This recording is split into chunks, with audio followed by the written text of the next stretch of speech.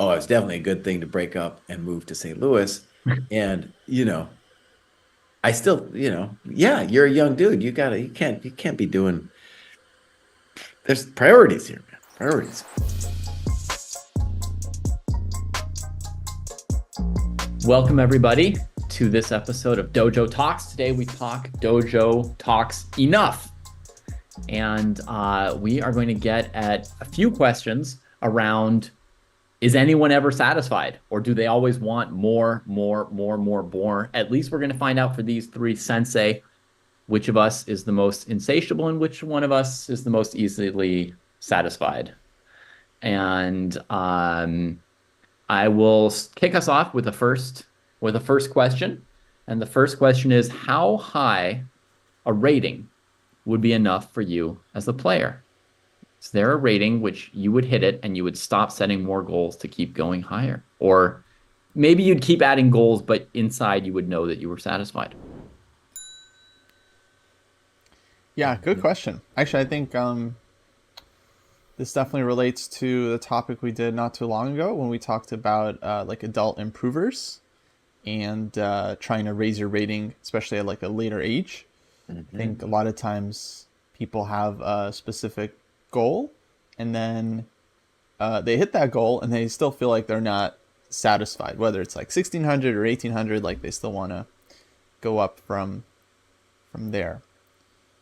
Um, so yeah, shall I go? I think I can go. Okay, go ahead. Okay. All right. So for me, chess rating wise, if I got the GM title, so let's say like 2500 FIDE, but specifically the title is definitely more important than the rating itself. But if I got the title, then I would definitely feel like lifelong satisfied. It's like a lifetime achievement award. I would definitely still keep playing chess, I think, as long as I enjoy it, keep trying to improve, but it wouldn't be like, yeah, anything above that. I mean, definitely is just gravy. Though personally, I don't feel like my chances to get GM are that amazing, so I'm not, let's say, banking my life on getting the GM title. I'd be personally satisfied if I remained in IM forever. That would be. No, There are lots man, of give me a IMs break. that are good people, Bullshit. and there's nothing No. wrong with them, and Okay. I So still you want to have the make it. GM goal, but you've also reached a point where you're at peace with the progress you've made on your chess already. Yeah, I think actually I have played enough like good, interesting games that Mhm. I don't feel like, yeah, I'm necessarily missing out. I still like chess. I'm just trying to say, I think Jesse's misunderstanding me. I'm just trying to say, like, I'm happy with like my progress. Great. That's great. You're allowed to say, I am enough as I am. And now let's hear from Jesse.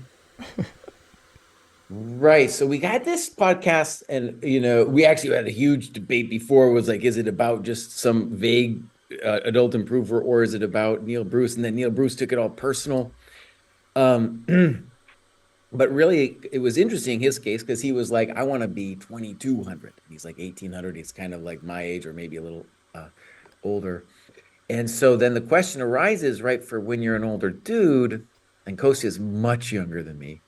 When you're an older dude, what would be a reasonable ask? And for me, it would definitely be returning to where I was. I held 2500 for like 10 years and then I had kids and then it really tanked. So getting back to playing around that level would be great. That would be great. Is it possible? I don't know. It's basically 100 points away and it is very hard to imagine it at this point. And I don't know what's going to happen with this rating deflation nonsense that they're doing, but that might change all of the benchmarks. But I'm just talking the benchmarks as they currently stand. Yeah. I don't believe Kosi at all. I think, dude, he's got to go for it. This is not something he's satisfied with. Forget about it. You got to go. And I think his chances, he just has to start analyzing his games. That's honestly where it's at. He's not doing it yet. He needs to be a little religious about it. it's going to happen. So, and I also felt, even though Dave is a little older, that he was eventually going to return to chess. And I guess time's running out for that prediction. But I still think that's kind of true. I still think David's coming back, dude. Because David stepped away like right as the GM house was actually forming. He started going to chess.com, and then it was like 2008. I was like, boss, this is something you will eventually have to come back to. But he left it kind of like full force right around 2008, I feel. But I'll let him speak for himself. Yeah, David did have a very good event in Spain recently, so maybe Mhm. there's still some hope. Yeah. For myself, what would be enough?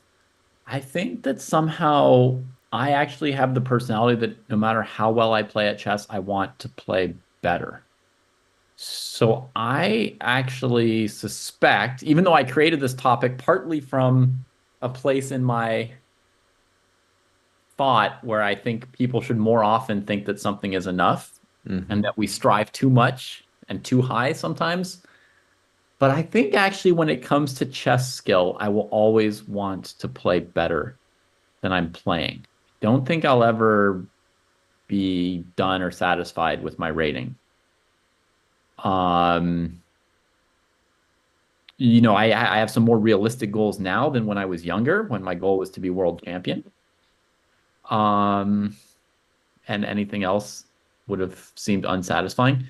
But I still think like no matter what I ever did, I would want to do more. At the same time, what's more important to me when I play chess nowadays than my rating is just trying to play another good game. I'm just always trying to add one more game to my, Yeah. little list of greatest hits. And it's just striving to play one good game on one day and then do it again and then do it again. That's kind of my main goal or chess motivation right now more than the rating, but I would say I'll never be satisfied with my rating.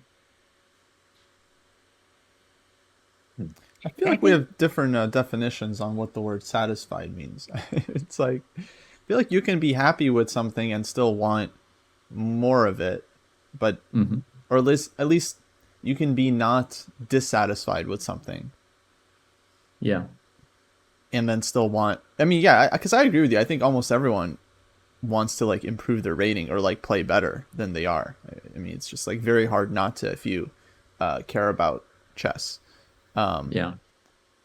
But I feel like you can still be like, I don't know, proud of your skill that you've achieved so far. I mean, you recognize that you're just better than like 99.9999, like a lot of nines, like percentage of people that have like ever touched the pieces.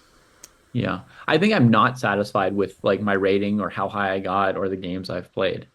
Um, I don't think that I beat myself up about it as much as like a younger version of me did, like I'm not torturing myself about it, but I feel like for the talent and opportunities that I had that I didn't do a lot of what I could have done, like I should have, started end games, should have started studying end games sooner. I shouldn't have kept following certain decision-making processes of avoiding end games and avoiding certain like structures and just like staying in a certain I mean, I tried to play a variety of openings, but I still to some extent stayed in certain lanes and left myself with holes that I didn't work on and I should have worked on them sooner and I should have, gotten better than I got, that sort of thing. So, yeah, I think I'm not very impressed with my own level. Mhm. Dang, I think that's one thing that's unfortunate. interesting about the rating is this relates to our previous podcast. Is with basically everything in life, I think what happens, it's a very unfortunate part of the human condition, is that no matter what you are striving for, if you actually achieve it, it will no longer be enough, right? You will then be like, oh, well, I could go further. But with chess, I think, at least in my having done this a while, I feel like there is a certain barrier after which it's then unrealistic. And part of that whole discussion we had in the last podcast was a little bit about that. So, for example, I can imagine with a lot of hard work that I could get back to 25 something. But if you guys see me approaching 2,600, either rating deflation happened or I have a phone taped to the toilet in the bathroom. You see what I'm saying? Like Yeah. there is a limit to what Kraai could do, especially now. So I do feel like there is an endpoint to what is realistically possible for my own chess Yeah. improvement. Yeah. Yeah. All right, let me give you guys another one. Yeah. Yeah. How many hours of chess in a day or week is enough for you? I guess I'll go first. For me, it's really nice if I can do the first 3 hours of the day. 3 hours after which I'm mostly exhausted. Sometimes I do a little bit more, but especially now, like when I have some games to review, it's really great, man. It's really solid work. I feel afterwards, I feel like I've just worked out or something, like my mind is like kind of glowing, and I feel like not only a stronger player, but chess is more interesting to me. And without that, chess does not feel interesting. If you start looking at the computer or whatever, it just starts feeling dull. There's no new ideas. So I think 3 hours is good. If maybe even if it was just 3 hours, 5 days a week, which is kind of where I am right now, leading up to the St. Louis event, that's perfect. Yeah. Nice. Solid. Honestly, I'm happy with like 1 hour. It ebbs and flows.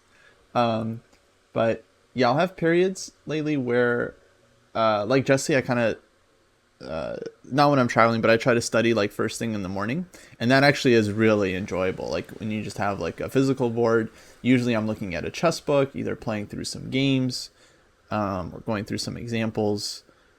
And sometimes I'm too busy; I can't even do that. So all my work is on the computer, which is unfortunate. But yeah, when I'm able to get in just like even an hour of like OTB work and just looking at like feeling the chess pieces and moving them myself and like looking at the board, that actually feels really, really nice. I would enjoy more though. I would enjoy more. Mhm. But you feel like once you get like an hour, you're not complaining about you didn't get to do enough chess. Yeah, exactly. I don't feel Yeah. depleted if I at least get an hour in, Yeah. for sure. For just for reference background, like what is the most you've ever consistently studied chess? Like at some period of, because everyone has a period where they're just voracious. Like you wouldn't be 2400 if there hadn't been some period of time when you were living and breathing it.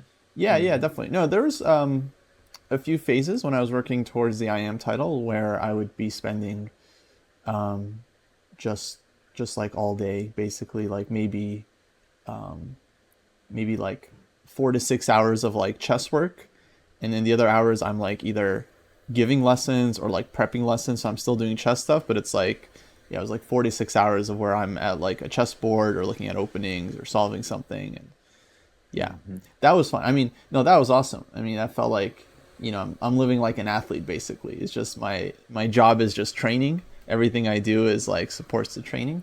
That was super fun.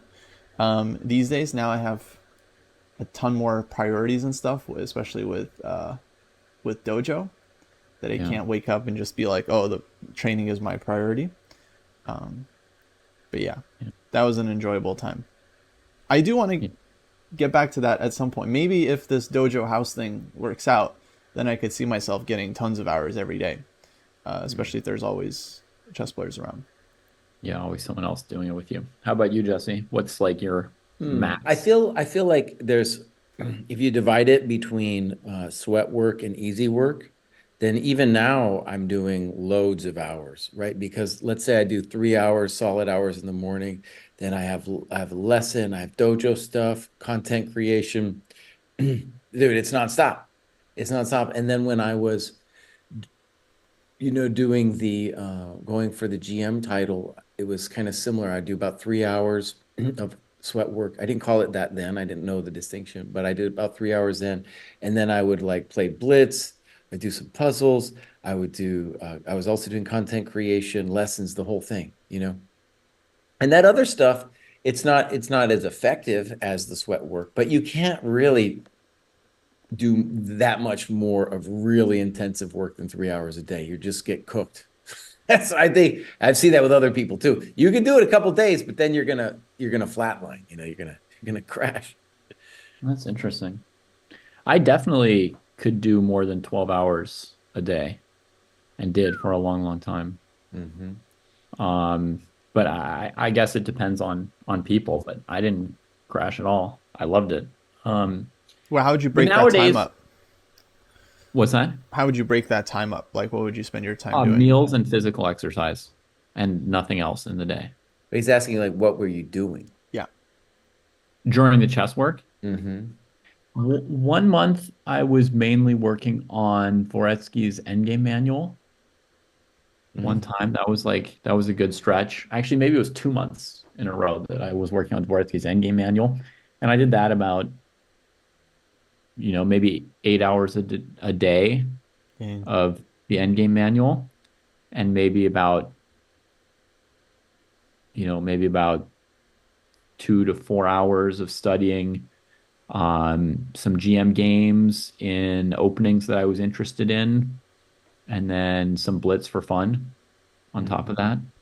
nice. I mean, I love Dvoretsky, but yeah, I think after 2 hours, I'm ready to just take the book and slam it against my. It was intense, but I mean, but like me and Alan, who I was doing it with, we just got into a thing where it was like it's like you can run forever, like you found your pace Hmm. and you've forgotten the pain and everything else, and you just go forever. And it was great. Um, and I think interspersing it with 60-minute, 30 to 60-minute physical sessions was good for us Hmm. to Hmm. keep the mental thing going. But anyway, back to our question of enough. For reference now, back then I was like, so thirsty for it. And I still feel like I could spend a million hours in a row on chess and I wouldn't be bored. I'd be enjoying it. But now I don't have that burning need to, drop everything else and just do it. Whereas then, like, obviously I chose to just forget about everything else. Now I think one of the important things for me is that I would like to play some tournaments. And to me, probably three tournaments a year would be enough. Maybe four, somewhere in there. And I would say like, okay, like that's pretty good. I'm pretty happy with that. Hmm. And then, if a tournament is 10 rounds, then I probably need about 100 hours to analyze the games between each tournament. Three tournaments, 300 hours analyzing the games. So, and then maybe like 50 hours more. So, honestly, like maybe 1.5 to 2 hours a day of real chess work could be enough for me now, plus three tournaments. I'd feel pretty good with that. Yeah, 4 tournaments would be amazing. You get one tournament every quarter, one I every know. 3 months, just like It'd be amazing. slam it down. But I think I might already be satisfied at three if they were really good ones and the games were interesting enough to study for a while. Right. Yeah. Next question. Next question. Let's go. All right. So now we're going to shift a little away from the personal to the dojo, unless either of you has something personal that you're interested and want to know about. No, that's good. All right. So the first dojo question is how many followers and viewers do you feel would be enough for the videos you produce and the streams that you do? Like how big an audience would you need before you said, that's good. We don't need to grow the dojo anymore. Well, there's a couple numbers here. There's number of just like pure followers, like YouTube subscribers, Twitch followers, and there's also like training program subscribers, people that are actually like we would consider like our students and our members, which is a much smaller number, but I think also important. Hmm. Sure. Jesse, you have a number? Well, this is first of all one of the perfect examples of where if we ever achieved a goal, it would just still be like, oh, we can make it bigger than whatever goal it was that was achieved. And I think actually one of the problems of the dojo, comes up sometimes is like, well, we don't actually have a vision of like where a landing point or a stable point would actually be. Um, I think in terms of the health of the community, we're already at a point where there's enough people that each cohort has enough interaction.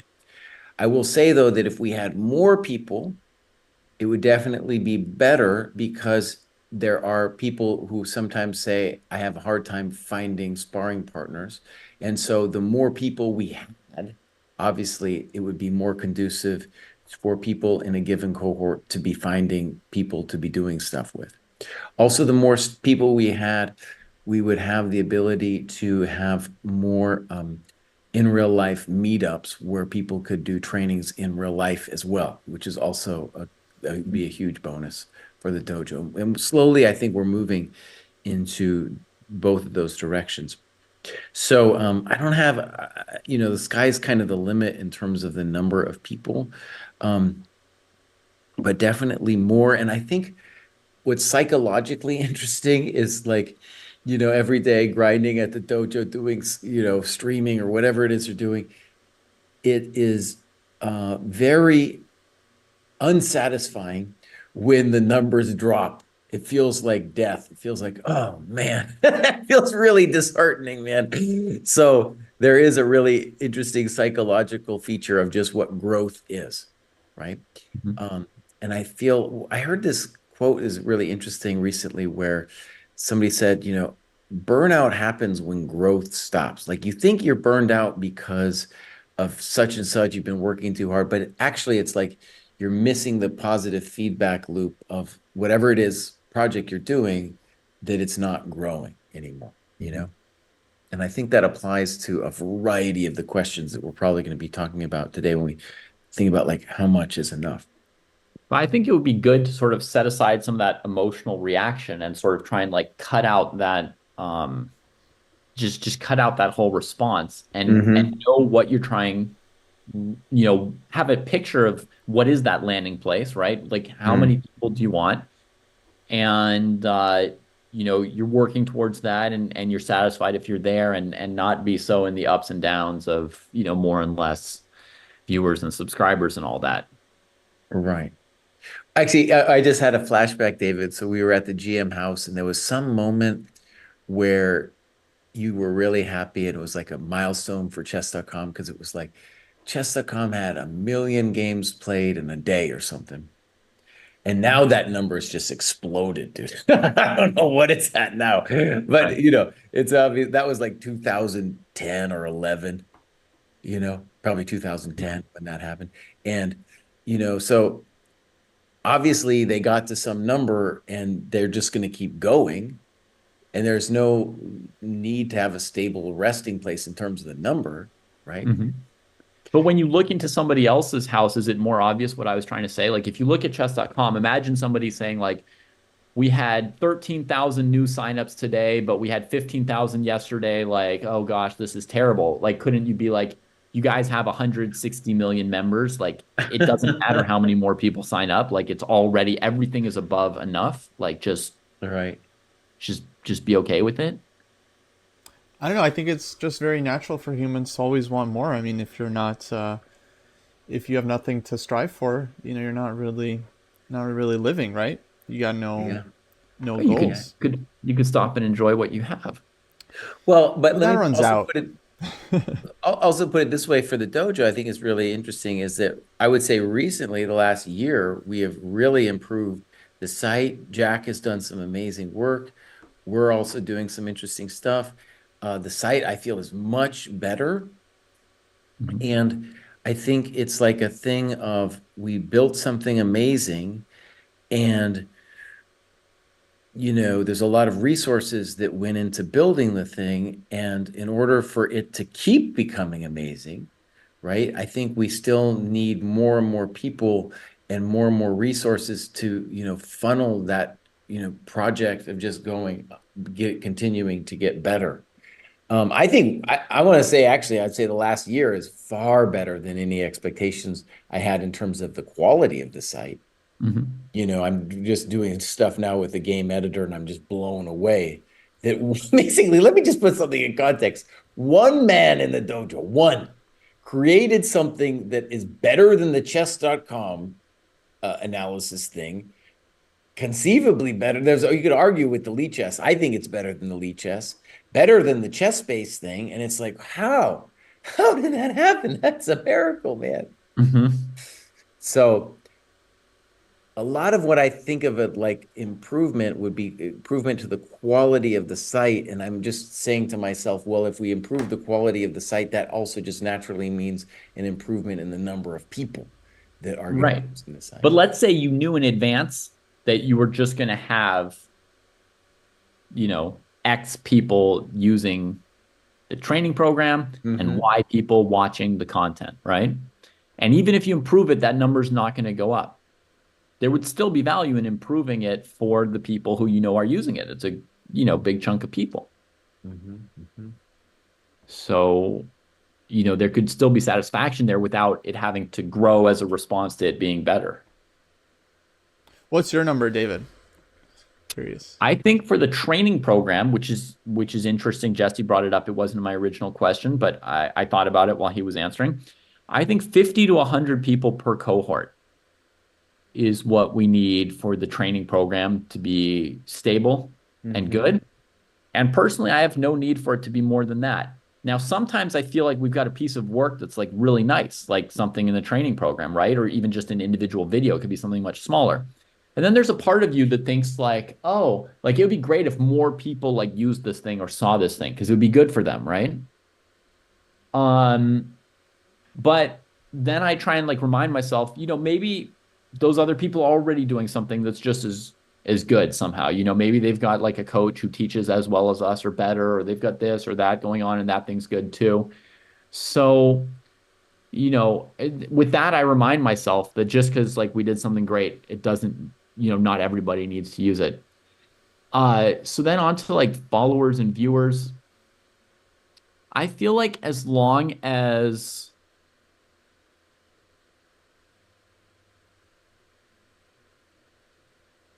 So there's a separate question, which is the financial side. So I'm going to leave that out for now.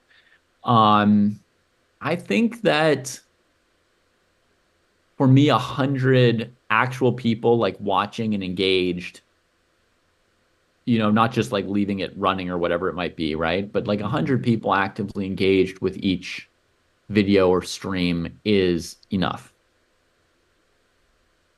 I'm Well, happy. let's That makes let's it worth doing it. differentiate that though a little bit because the Twitch, dude, we hardly sometimes maybe we get 100. Right now it says we have 78. Who knows how many Right. people that are actually paying attention? But the YouTube, there's thousands, dude. It's Right. thousands and thousands. Even for even for some, not so special video, there'll be thousands of people watching. Even with the thousands, I don't necessarily know if those people watched the whole video or clicked on the video and then clicked away after 5 seconds. But if more than 100 people are watching it, then I am already satisfied. That's enough. Uh-huh. One thing that's funny, actually thinking back on the expectations and hopes of the dojo, is that I remember vividly when we started. So this was in 2000, that, excuse me, 2020, that there was really, the hopes were pinned really on growing Twitch and YouTube. And we were slaying ourselves with both of those things. And I think there was definite disappointment. Well, I'm pretty sure I'll just speak for myself. There's definite disappointment that we didn't crush it on the level of the just couple people who made it. And so let's just say in both Mhm. Twitch and YouTube, there's really only just a couple people who are making it, right? In Yeah. terms of like making money, but also getting a crushing amount of views. And we have a channel, for example, that we can communicate to people with. There's people who follow us. And it's actually stunning. I think we get like 50,000 views, I don't know, every 48 hours or something like that. I could check. But in any case, it seems like a lot, but then compared to the big streamers and whatever, it's very little. And we make despite all those views, we make nothing. We make Yeah. nothing of those views. So that was I will say that was a big disappointment. And then could we imagine becoming like one of those huge ones? I don't know. I don't know. At this point, I've kind of scaled back my hopes for both Twitch and YouTube. Yeah, to be honest, I don't see us becoming super popular with the masses just based on the content we're making right now. I think it's very much skewed towards the higher level of chess, even if that just means like above 1200. That's like more than 99% of people basically that we're kind of excluding by not making like really low level like beginner content. I could see us eventually being in a place where we're, because I have wanted to make content like that's for very low rated players, but kind of talking about like fundamental chess strategy and stuff. Okay, it just hasn't happened yet, but yeah, I think if we really wanted to grow, that's the kind of content that we would likely have to make. Yeah, so creatively speaking, I'm definitely with you guys that it's just nice to have people that are into the channel and like super fans. I think we definitely have like a great like audience that we've built up over the last couple of years, which is very cool. I feel like we've got a great brand. Like people kind of know about us and know what we do, even if they haven't seen too much of our stuff, which I think is cool. So yeah, it would always be nice to get bigger. I think in terms of the program right now, we've got something like 1,500, a little over 1,500 students. I think a cool number for me would be to get that up to like 2,500. So David was saying about 50 to 100 people per cohort. We have like 22 cohorts, I think. So basically it's like close to like 2,000, 2,200 members. I see the number of students in our program as like our rating. So if we got to 2,500 students, I feel like that's just really, that's what I want. 2,500 FIDE, 2,500 students. But I feel like the site is cool, and I don't see why it couldn't go to like 10,000, for example. Like right now we've got this I would say very, very tight knit community. A lot of people know each other. They train together. They go to tournaments together. But yeah, I feel like our site can be not just specifically like the Chess Dojo training program, but just like a good training chess site in general. So people don't necessarily have to even be fans of us in order to get a ton of use out of the site. Currently, I think that is the case. I think people really have to be like into our philosophy and into our teaching, the way we train, the things we focus on, like classical chess, sparring, sweat work, this kind of stuff. People really have to be into that, I think, to join the site. I feel like we could offer a little bit more broader value without being as like specific, but yeah, I don't really see a reason why we can't grow much beyond. But personally, I mean, I think I'm closer to David, where I feel like 2,000, 2,500 students, that's like a great amount where there should be enough people where you have always someone to spar with. You can run like regular tournaments. I think our wider community would be nice if that was bigger, especially so that there's more of a playing pool for people as we run our own events. I don't know if I gave a number for YouTube. I think we're just over 56,000 subscribers right now. 100,000 would be cool. I'm sure we'll get there. I don't know. YouTube is very gradual, but it's always kind of building. Beyond that would be cool too. And one thing, but like, what would be enough in terms of like YouTube? Like, is there any reason, like, other than it's a random number, like for 100,000 versus 50,000? Like, is there a point where yes, you would actually reach, like, at satisfaction with your 100,000, audience? they if you get to 100,000 subscribers, I think YouTube sends you a little plaque. There we go. It's kind of like the first YouTube title, I believe you can achieve. YouTube title, yeah. Okay, like candidate creator. Exactly. And then we could participate in like the YouTube Title Tuesday, all this stuff. Right. That's pretty cool. Yeah. No, it just feels like the first round number that's, kind of cool. The other thing, actually, I should say, David, and for everybody, is that 1,500 sounds like a lot of people, but it's kind of like we have the effect of like a gym membership where there's people who, of that 1,500, there's only about 40, we calculated it out to be 40-some% who are active on a weekly basis. So you do have a bunch of people who are just kind of dead weight. And then, so 1,500 would be like David was saying, of like 100 per cohort or 50 per cohort, great, but it's actually not there yet. So 2,500, if we had 40% of that, it would be a much richer ecosystem for people to find training partners like on the fly, right? We want people to be able to come to the site and they want to do some rook endgame thing, boom, they can find somebody fairly quickly. And at the moment, we just don't have enough people for it to be working. It works, but it's not seamless yet. Imagine, yeah, guys, just for a second, we had like 10,000 members. Not all of them are active, obviously. So like, yeah, we got the like maybe 40% figure that are active. But yeah, let's say you could go to the site and be like, I want to spar some Rick End games. And it's like, oh, there's 10 people available right now. Right. That would be, yeah, that would be amazing. That would be amazing. Yeah. And I do feel like, you know, until we reach that point, that is a really good reason to keep striving forward, you know, and trying to let more people know about our program. Right. But I also think once we reach that point, like I would feel satisfaction and not just be like, oh, the next number is 20,000, the next number is Right, 25,000. Like for me, and it sounds like we're sort of in agreement. Like when we reach a point where people can seamlessly find sparring partners, training partners quickly, then the program is just a success. Yeah, beyond that, you don't really need more people. The whole point of having lots of people around is that you get training partners and you get access to this community.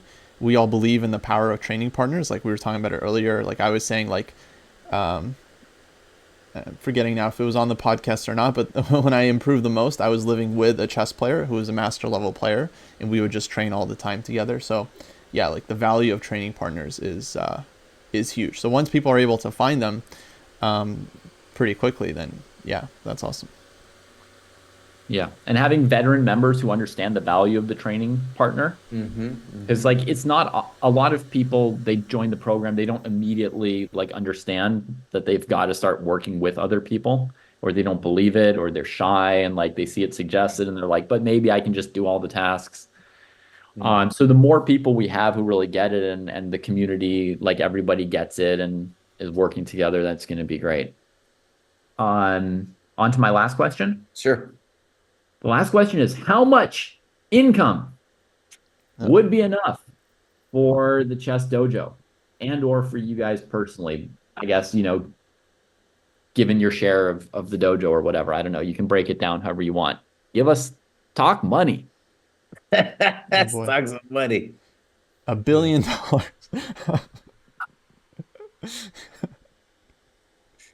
Well, I'll say, you know, one thing that's interesting with me and Bruce is see, so like, for example, Bruce and I politically are just totally different, dude. I'm not a communist, but personally, we're kind of the same in that we're not interested in buying stuff. So it's an interesting thing where I'm not interested in buying stuff. Like I've never been interested in having a nice car. Don't need clothes or whatever. It's just even the act of buying stuff is an onerous task for me. I don't really want to even take the time to buy stuff.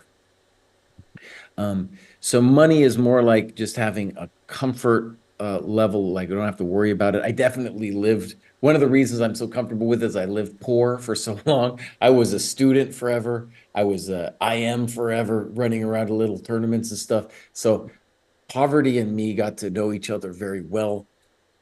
So I don't really feel too much like I need money. But once you have kids, Kostya, then it becomes this tricky little game where there never actually isn't enough, because there's so much uncertainty that you feel like the need to be like, oh man, I don't even know how much. I don't even know. as for myself, no problem. But then with the kids question, it's like all of a sudden it's like, oh, I got this nagging need and I don't even know how much it is I'm supposed to have.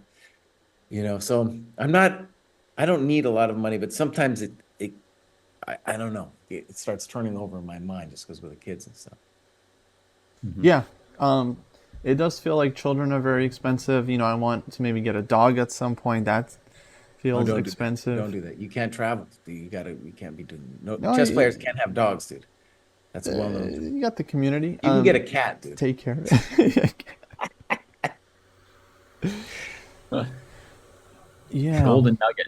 golden nugget that came out of this whole episode. Get a cat, not a dog. And you become a good chess player. You can leave the cat at home, dude. You can't be a chess player and No, have a dog I together. I want a cat too, but I also want a friend. You know, I don't want just a cat. Then get a lizard, dude.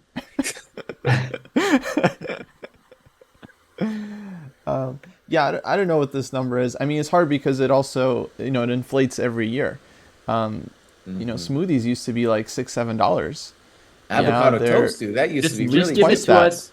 Just give it to us in January $2,024, and people can adjust for inflation. Like next year, they can double it, etc. Yeah. Double.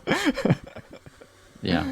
Let's see. So right now, I think I need to make like 40 to 50,000 a year to cover my expenses. Yeah. Which doesn't actually, I don't think that includes a ton of traveling. So if I want to also travel for tournaments, that number needs to be like 10,000 higher. But that's me living single, you know, like in St. Louis, which is not that expensive. If I want to have like 2 kids and then a house with property taxes, and then the kids want to go to college, and then there's like a dog and a cat in the equation.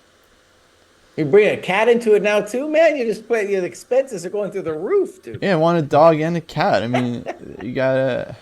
They're a team. They have different strengths. The You pets want are a not bishop that and a expensive knight. compared to college and property tax. Negligible. I don't know.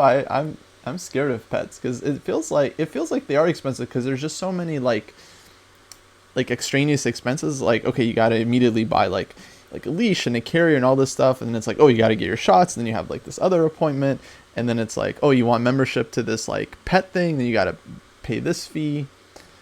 You Apartments can buy a sometimes new charge leash more. every day, and it won't compare to your property taxes. My friend. You gotta get the dog food.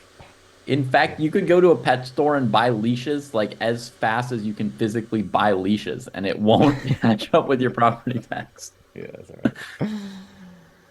Well, one thing actually I'll say that on this is, in terms of the dojo, it would be great if the dojo was making enough so that we didn't feel we had to do other things, right? Yeah. Lessons or whatever it is, chessable courses, yada yada. You know, that would be a cool number. I don't even know what that is, but that would be a nice number.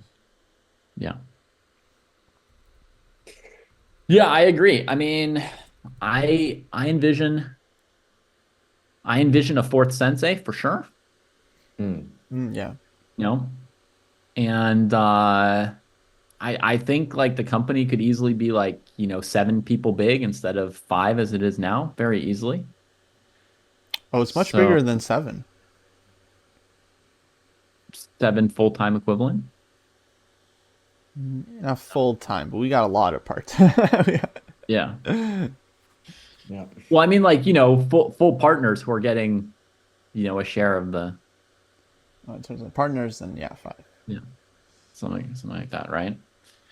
So I think for that, you know, we'd probably need to be in the range of $400,000 a year of company Dojo wide. income. Yeah, It's a lot. yeah. To be able to offer four teachers plus, you know, scintillating new features on the website. Scintillating even. Yeah. Yeah. Okay, that's not too crazy. So we gotta like increase by like 2.5x basically, maybe 3. Yeah, just about 3x, basically. And then I think, from my perspective, that would be enough. It would be like a little bit close for comfort. It wouldn't be like it could leave you in a place where like if 10 people cancel their memberships, you start worrying about growing the dojo again next month or whatever.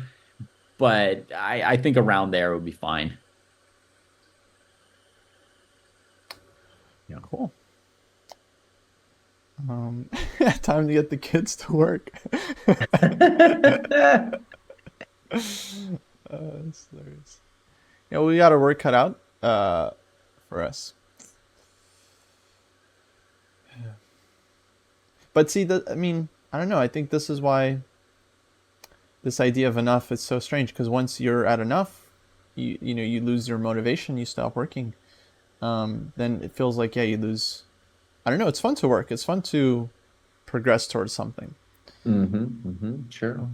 Yeah, it can be fun to work towards more, but at the same time feel like it's enough, right? Like the perspective that you gave us on your rating at the beginning, right? Where you were saying like you can be satisfied with what you've achieved and still enjoy working to get better. Yeah, exactly. I mean right? that's ideal. Versus like those feelings that I expressed around my chess level, right? Of just being like unsatisfied with what I did with what I had. That's a different feeling, right? Of really feeling like, yes, I need more, or I didn't get enough, right? Like you could have a certain amount of money and feel jealous of people who have more than you, or you could have a certain amount of money and be like, I'm fine. I've got what I need.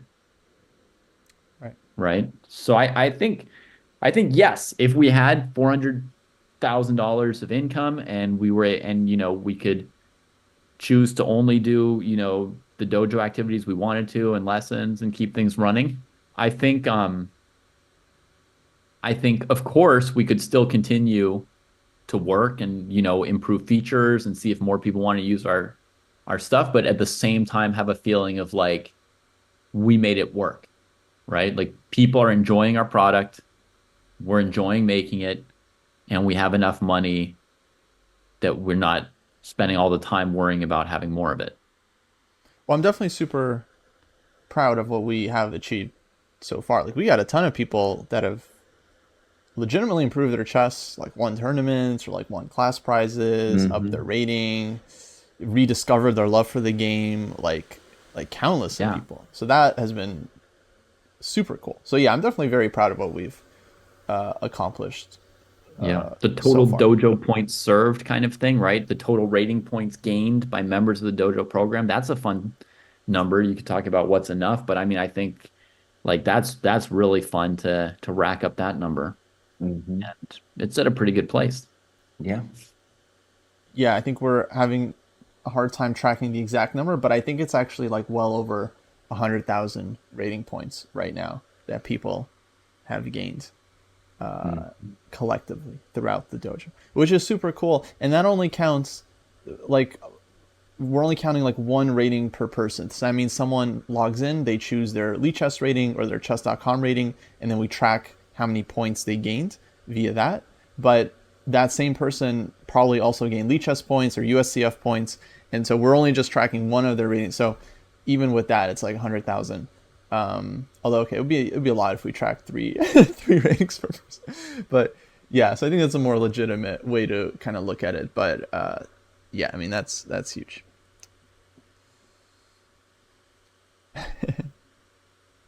Okay, let's wrap it up. That was good. Yeah. Okay. Cool. That was fun. Well, I'm happy. If I were to wrap it up, I would say I am in a place of satisfaction with the answers that the two of you provided. I'm Great. glad to hear that it wasn't a more overwhelming more that you each could envision like, at a similar place as me, maybe like having an income that works where we don't need to always be grow. And, having a reasonable sized community. I think it's great that we have a shared sense of what Jesse said we didn't have before, but I think we've kind of hammered it out a little bit today, right? What is like the shape or picture of a self-sustaining, successful dojo where we don't need to be striving. We can, and we probably will, but we don't need to, right? And we can feel satisfaction instead of wanting. Right. Yeah. Yeah, absolutely. I'm happy too. But I do want us to take over the chess world. I mean, that would be awesome. Okay, we're stopping the episode there. Thanks, everybody. See you next time. Did you recently get mated? Well, it's time to join the ChessDojo training program. Or maybe you just enjoy this fine content. Give us some money on the Patreon. I need to keep the lights on, and with inflation, it's really hard for Kostya to be buying that avocado toast. Beautiful. By the way, Jared McDonald says we want to do club referrals and club discounts. Yeah, that's on the project list, dude. And not only that, but like the really cool thing, we're talking about making the site better, but Jack has got the ability now with the scoreboard to create individual scoreboards for clubs. So you imagine coming to the site and you got your dojo list there, your cohort list, and then you would have a little icon for whatever club you were in. And that could be a high school club. It could be a regional club, like maybe you're from Denver, maybe you're from Baltimore. And then, so those people have the ability then to hang out with each other, like you could see each other's progress, and then, of course, spar together. And like, for example, I was on a high school team way back in the day, and it was just some math dude. He was just chilled out, bro. And he was just like, yeah, you can play chess at lunch. What did we do? We played some blitz chess at lunch in his room. And if we had had the training program to like direct us, dude, oh man, it could have been something. As it was, we were kind of just studying on our own, you know? So that's my big dream, is especially to get into like some of these scholastic programs, especially high schools and Krabby Krab school. We want Krabby Krab school. Yeah. Yeah. Also, I think it's not like a long-term thing, but I think short-term it would be really beneficial for us to have a marketing person, like a dedicated marketing person to work on our program for, I don't know, a year. Yes, 100%. And just try and help us like get the word out more to some, clubs like Jesse's saying and other venues, and just like help us get to that self-sustaining number that we want. And then honestly, we could again stop marketing because, we'd have enough. Yeah, What we need definitely is agree. Krabby Krab needs to talk to some of his high school friends there. And then we need the email list of all the high school chess coaches in America. That's my dream. We could spam that list. Oh man, let's go, baby. Let's go. That's my dream. Yeah. Need more hands on deck as well. Abdul's asking a very important question. I have to still do what KGB said. He ripped me apart today. He ripped me apart real bad. So if this stream is done, I will continue doing that. But I have to ask these guys what they want to do, Abdul. Yeah, Maybe yeah. Jake will join me too. I don't know. I assumed we'd be wrapping it up pretty soon here, so you can just jump on after. That'd be awesome. Cool. All right. David, you gonna join me, boss? I can join you for a bit. I've got a Okay. weird problem where my computer is slowly dying even plugged in. So eventually I will get booted. But as long as I can, I'd love to look at chess with you. Okay, yeah, let's do it, man. Now, Abdul, maybe it was a typo. He called it sweet work instead of sweat work, and maybe I'm just gonna let that one hang. Sweet Yeah, work. both. That's pretty good. I like that. Sweet, work. sweet sweat work. Yeah. That's nice. Awesome. Well, thanks everyone for tuning in and watching live. Actually, there was a comment during that, people would watch more if we actually scheduled the streams. I 100% agree. Like that's on us. We're just very kind of sporadic about when we do these, but we do have a calendar and we do try to use it sometimes. So we will try. We will try to kind of have these kind of announced more in advance. And it would be great, if we had like some more regular shows. When I get back to St. Louis, I will try to establish a more regular schedule where I'm streaming more often. People can kind of know when that's happening. Do more game review shows specifically for the program as well. It would be cool. All right, folks. Take it easy. See you next time.